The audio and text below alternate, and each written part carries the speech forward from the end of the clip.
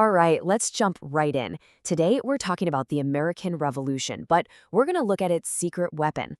A woman whose pen was honestly as mighty as any sword. She helped kickstart the whole thing, and then she turned around and warned everyone about the very government they had just created. So, who was one of the most powerful writers of the American Revolution? If I asked you to name one, you'd probably say Thomas Jefferson, right? Or maybe Thomas Paine. Makes sense. But what if I told you one of the most powerful, most influential voices belonged to someone you might not have even heard of? That person was Mercy Otis Warren. Now, she wasn't on the battlefield leading armies, and her name isn't on the Declaration of Independence, but from her home in Massachusetts, she was waging a full-blown war of ideas. And let me tell you, that war was absolutely crucial to the whole cause. And look, this wasn't just some private hobby for her. It was a movement. Her friend Hannah Winthrop wrote to her in 1774 saying, "Even American daughters are politicians, patriots."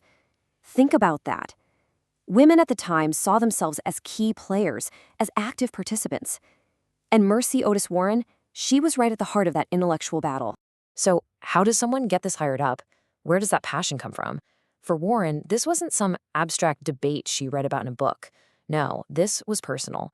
It was forged in her own family struggles against the British crown. You have to understand, Mercy Otis Warren grew up in a family that was deeply plugged into the system. They were lawyers, politicians, merchants, basically big shots in Massachusetts colonial government. So when Britain started to squeeze the colonies and tighten its grip, the Otis family felt that pressure directly. It hit them right where they lived and worked. And that pressure just kept building. Think about the timeline here. In 1765, you get the Stamp Act. A year later, the Declaratory Act. Then the Townshend Acts. For a family of lawyers and merchants like the Otises, this was a nightmare. The Stamp Act taxed every single piece of paper they used professionally. Then the Townshend Acts came along, taxing all sorts of goods, and you could just feel the tension ratcheting up. But here's the key thing Warren insisted on. It wasn't about the money. It wasn't the amount of the taxes that got people so angry. It was the principle of it. It was the precedent. She saw it as the first step towards their enslavement to Britain, a future where they had zero say in their own government. And this is really the heart of the whole conflict, right? On one side, you've got the Otis family and other colonists who believed deeply in self-government and liberty. And on the other side, you've got the British crown, making moves that felt like a total betrayal of those ideals. Taxation without representation, this wanton exercise of power. This was the ideological war before the shooting war ever started. And for the Otis family, this whole conflict became personal through one man, Thomas Hutchinson. He was the powerful loyalist governor of Massachusetts, and he became their arch nemesis. Why? Because he kept snatching up powerful jobs that Warren's father and brother thought were theirs. It felt like all the power was being hoarded by this one guy who answered only to the king. Hutchinson also pushed for something called writs of assistance. So what are those? Basically, they were general search warrants. Think about that. It meant British officials could just storm into your house or your shop anytime looking for smuggled goods without needing to say what they were looking for or where. Warren's brother, James Otis, became a legend fighting against these things in court. He called them, and this is a great phrase, instruments of arbitrary power. Okay, so with all this swirling around her, the family drama, the political principles, the personal attacks, Warren decided she couldn't just sit on the sidelines anymore. She went from being an observer to a full-on combatant. It was time to wield her own weapons. And the real trigger? The thing that pushed her over the edge? Her brother, James, the guy they called the Patriot, was brutally attacked for being so outspoken. He was beaten so badly he never really recovered. For Warren, that was it. That moment changed everything. She felt this profound obligation to pick up his torch and continue his fight. So what did she do? She chose her weapons, and they were brilliant. A series of anonymous, satirical plays. These weren't just little jokes. They were sharp, vicious attacks on British loyalists, especially Governor Hutchinson. She was literally turning these guys into cartoon villains for the whole colony to read about. Just listen to this. In one of her plays, she creates a villain named Rapateo, who is, totally Thomas Hutchinson. And she writes him this monologue where he basically says his goal is to quench the love of liberty and mark them slaves. Can you imagine? It's an incredible propaganda. She's taking the colonists' deepest fears and putting them right into the mouth of the bad guy. And her plays worked. They were so effective because they took all these complicated political issues and boiled them down to a simple story: good versus evil. These things got passed around everywhere, read aloud in taverns, debated in coffee houses. They helped turn public opinion in a huge way. And that's how she got her nickname, the Muse of the Revolution. Okay, so the revolution is won. Victory.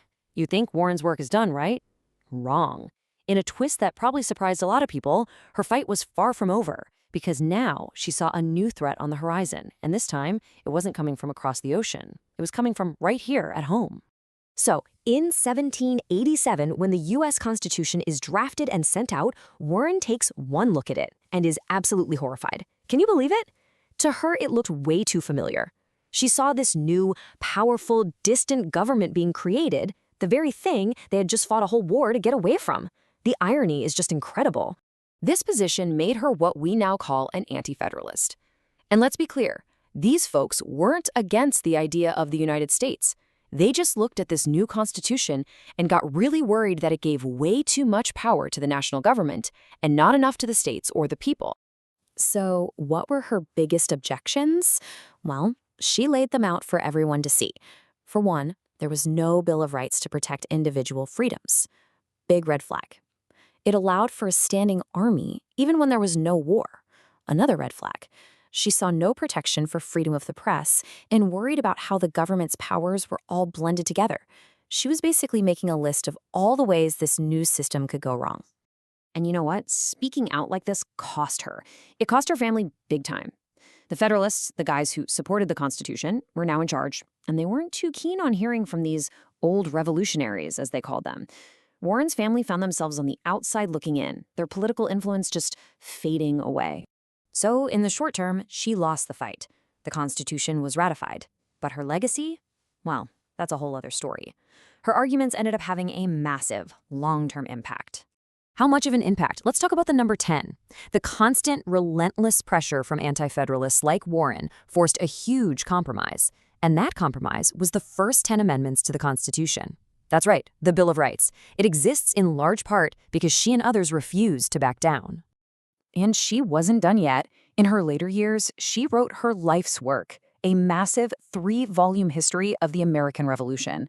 This cemented her place not just as someone who participated in the revolution, but as its first female historian. And her unflinching views in that book even caused a major falling out with her old friend John Adams. So that brings us to the big question, doesn't it?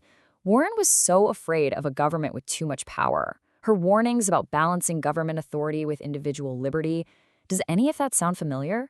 I mean, these are the exact debates we're still having today. It really makes you wonder, what would she think if she could see us now?